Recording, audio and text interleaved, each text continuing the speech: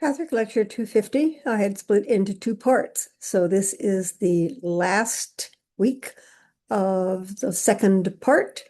So Patrick Lecture 250, Faith, Grace, and Deficit. Grace, Faith, and Deficit. Part 2, week 4.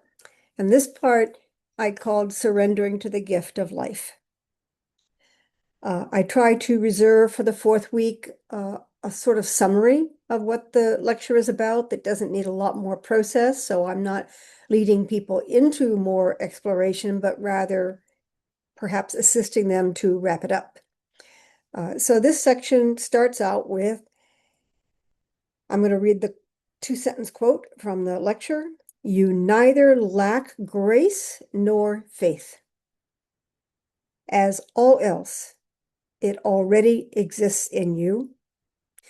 Becoming implies acquiring something you do not already possess. And what I want to reference here is that there are tools to help us learn these somewhat complex and mystifying spiritual concepts. And one of the tools is in Pathwork Lecture 233, The Power of the Word. And that is to notice what words are spoken. It's not that you can't speak the wrong word at the wrong time. It's not that you can't speak inappropriately or confusedly or pick the wrong word. But in all those situations, the Patrick lectures invite us to go deeper. That perhaps what happened was you were expressing opinions or facts that you weren't fully prepared to bring forward, things that you didn't want to say. You were revealing ambivalence or prejudice or an opinion in yourself that you wanted to keep quiet.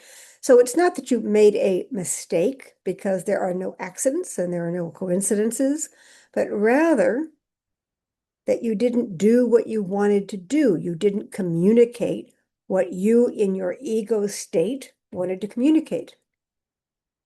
Why is that a tool? It's important to notice what was said. One of the things that I did many years ago was my memory, short-term memory, began to not be as reliable. And so I began to start taking copious notes while people were talking. It can look like I'm not listening, but I am. It's how I listen. I listen by writing. I happen to be able to write quickly. Can't type what I hear, but I can write what I hear. And it allows me to capture the words they actually used instead of a mild interpretation that I may make while they're speaking. Now, I still do that. So when I repeat what I wrote, because I use it actively, when I repeat what I wrote, I'll say, this is what I wrote down. Is this basically what you meant? Even if you didn't use those words. Most of the time, people will agree. It may not be what they said, but it does reflect what they meant. I have to condense to be able to write all this. Sometimes they correct me. I simply misheard. But once I have what they said, then I'm more able to see where there may be a contradiction within their words with what else they're trying to say. That if people are trying to express faith and there's a lot of buts or ands or yes or I'm not, there's a lot of ambivalence that matters. You can't just say it. You can't say, I want to have faith. You have to do the work of having it. You have to find it. And that's what this section refers to. You don't have to get it. You have to find it within yourself and support it and treasure it and add to it rather than thinking it's going to carry you by itself. And that's the normal interpretation discussed in other sections of grace. Grace means give it to me. Where's my permission slip? Instead of realizing that grace is an inherent sense of the world is benign, the universe and the world of spirit are benign. Everything is working to the better good of everyone, including myself. but not necessarily to my personal short-term happiness, my agenda, my expectation, my visualizations. So there's often a discrepancy between what might be best for me versus what I want. In that sense, we are, as adults, we are still children spiritually, and we are, by doing this kind of work, no matter what you study, the desire is to become more spiritually adult, mature, responsible, because that's going to allow us to take on the responsibility of assisting others. If you haven't helped yourself, it's very hard to assist others. So, in terms of faith and grace, it's important to realize you already have it and to see it. And that takes practice. Seeing something takes practice. Seeing something invisible requires practice. To become comfortable with it, to be able to recognize it easily, to be able to verbalize it. The second lecture that I want to bring in here wasn't in the lecture in the study guide, but it's in there. It's in all the materials. Is Patrick Lecture 124, which is the language of the unconscious, meaning that the unconscious speaks. It's not invisible. It provides evidence. The unconscious prompts our actions that may be discrepant with our words or our thoughts or our feelings. So for instance, occasionally I am just plain rude. There's no excuse for it. I'm rude. I'm preoccupied. I have a different interpretation. I am not listening. Sometimes I'm just not caring. And I'm rude. And that's not an isolated incident. It came from someplace. My job is to find it and take care of what that need is that wasn't addressed, that burst out in a moment of self-interest and lack of love. So the unconscious in me, whatever's going on, speaks, acts, is evidence. The trick is I may not see it. So I may have to rely on feedback. I may have to rely on somebody giving me a dirty look so that I may realize something might be up. And this is my work. This is what I as an ego-based intelligence, but I have to do. But I don't have to do it alone. The real self is part of me. There's a partnership available to me. So just to follow on, the next point in this section was that grace emanates from within. And so our job is to clear the way, clear the stuff out of the way. This is the difference between glass half full and glass half empty. You don't need grace from outside. You don't need faith. You don't need validation and forgiveness. You hold the keys to that within yourself. Either you deserve or you don't deserve. But in the phrase, don't deserve, that's more human than spiritual. On the spirit level, it simply means you haven't earned a certain stage of development. You haven't earned access to your power.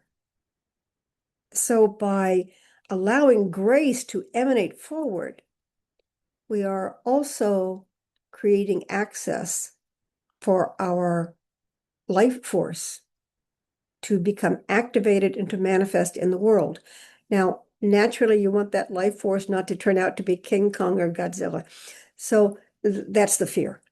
And there are aspects of the outer layers of self that are monstrous in all of us. And so it's important to do some cleanup there before you start allowing some spiritual force to push through. There are beings on the planet who, I'm going to use the phrase, do a great deal of harm, meaning that they encourage a lot of negative activity. They get others involved, and things that aren't good for people happen. And they're spearheaded by very often leaders, individuals, and or groups. This is actually a learning process for them. Sometimes you have to make a mess to realize it's a mess. Sometimes we can't foresee the long-term consequence of our belief systems. Just like someone who is spending more than they make may not see that 10 years later they'll be in huge debt. it may be mathematically true, but that's not how their mind works, or that's not what they're willing to see. They're willing to live in magical thinking that something will happen and they'll be fine. Same thing with our beliefs. We can want something so badly that we refuse to consider the real world probable or possible effects until they're in our face. And life is about seeing those things in our face. I've said this many times. Then there's the human sense of justice. Well, when will they see it so they will stop? That's a human agenda that sounds like it's in everyone's best interests. But from a spiritual standpoint, the deep, profound learning of a soul is in everyone's best interest. And if that takes 4 lifetimes, so be it. There's a generosity of spirit that says we will allow this to build and create whatever it needs. We believe that the moment of awareness will come. And according to the lectures, we are shepherded away from the ramifications of that unless that's part of our own dynamic. It activates us as well. So grace emanates from within. Our task is to clear space for it to emerge and dissolve the blockages, which are based on false beliefs, misconceptions, and distortions. I always mention all 3 because a blatant false belief may not be what you're conscious of. But if you distort truth, that is a false belief. It's just not as blatant. It's not as obvious, harder to figure out. It may even take a bigger set of circumstances to bring that home to you. You may say it's a tiny reservation. It's a very small seed of doubt, etc. And this balloons. So the idea of life on Earth is that we sometimes use hyperbole in life circumstances to emphasize these grains of untruth. Also that the lower self is only a mirror. It is not a demon. I know it is taught that way sometimes. That's not how I see it. Even as a student, that was not how I saw it. That got way too close to superstitious belief that one can become ensnared in negativity, that one can be a victim of negativity. Whereas I was reading the Patrick lectures and they told me I'm not a victim. I'm responsible for the negative situations that I have found myself entangled within. And for better or worse, I was okay with if I made the mess, then I am capable of cleaning it. And it gave me hope. Other people may see that as overwhelming. It's a perception, a perspective. And that the final point is that releasing the superpower of the real self is the enlightened use of self-will. Now, free will can be used positively or negatively. Free will is neutral.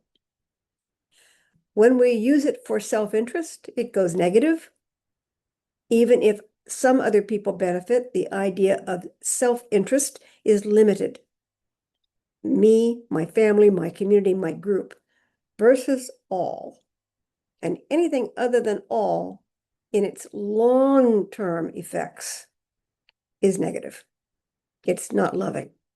We may sometimes have to balance, but there's a difference between temporary balance and a belief system.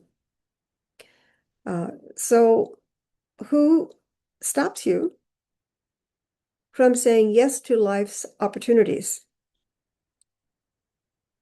in the sense of growth and development rather than looking to advance your own personal agenda?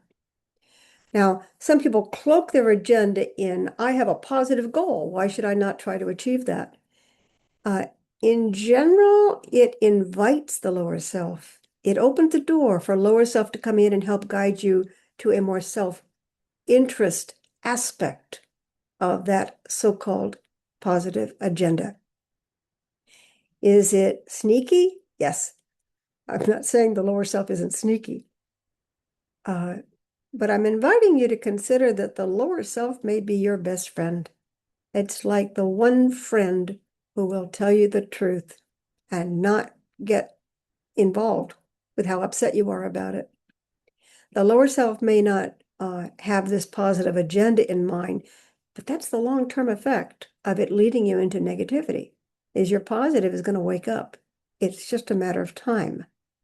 So whatever spiritual modality, whatever material, if it's positive and true, even in a small portion of that material, it's your choice as to whether you focus on the positive and brush aside the human interpretation or limitations that encompass it. It's like there's a text, there's an essence of text in a book, and then it has to be printed and published and put a cover on it and then advertised and sold.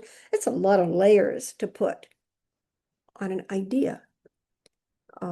Most worldwide philosophies and religions have a central core of positive intent. And they're wrapped, they're published, they got stuff wrapped around them. So anything you do can help you advance the positive if that's what you're looking for.